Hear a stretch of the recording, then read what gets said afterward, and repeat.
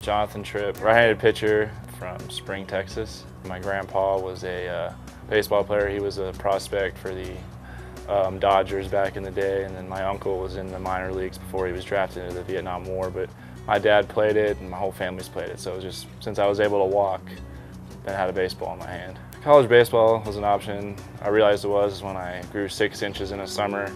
I wasn't as short as I was, so then right when I hit that growth spurt, the talent started to come around a little bit, and I had no idea where Texas Tech was. I'm not originally from Texas, I'm from Michigan, so I had no idea anything west of Dallas.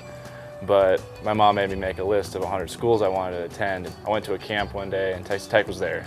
Asked if I could come on a visit, and right when I saw the campus and saw the baseball field and met some of the people around, I was like, this would be the place to come. My mom, especially, she was probably the one that has the most experience being a student athlete. She was a 4-year volleyball player at Southern Illinois University and was in a lot of the record books and stuff there. And she's always told me, her goal was to be a student athlete, and that was always my goal. And so she really set the table of what I wanted to do. And she said there was nothing like being a student athlete. So being a student athlete, she said, meant the world, and it's taught a lot of lessons, and it's one of the most fun things you can do. So that's built off that. And my dad also played multiple college sports, and he said it was nothing like it. So I wanted to see it and live it for myself.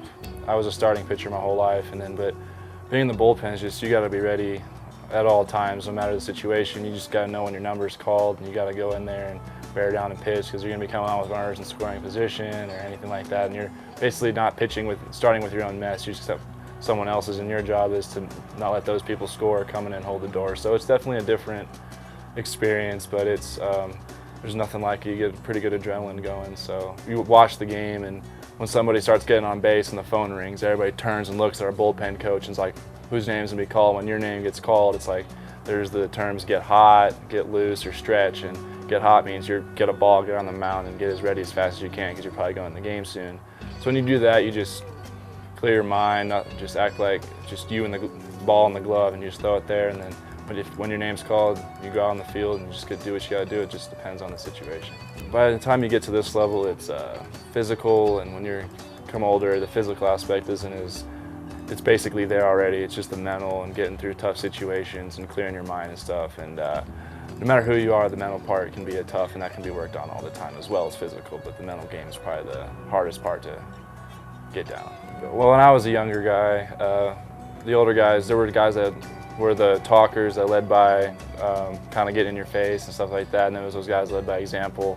And I was more the guy that wanted to follow the guys led by example, so that's what I tried doing. I try get out on the field early, basically just keeping them in the game.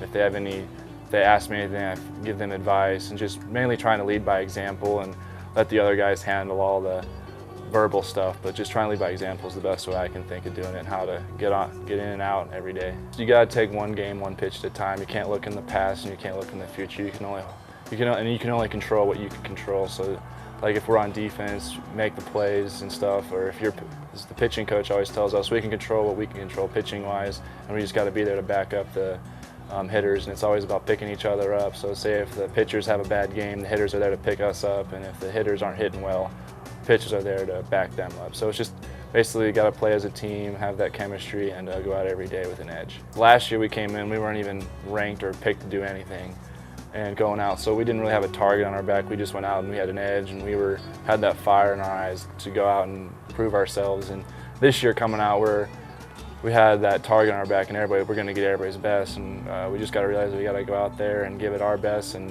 you can't take any plays off. You just got to take it a pitch at a time and play with an edge and control what you can control.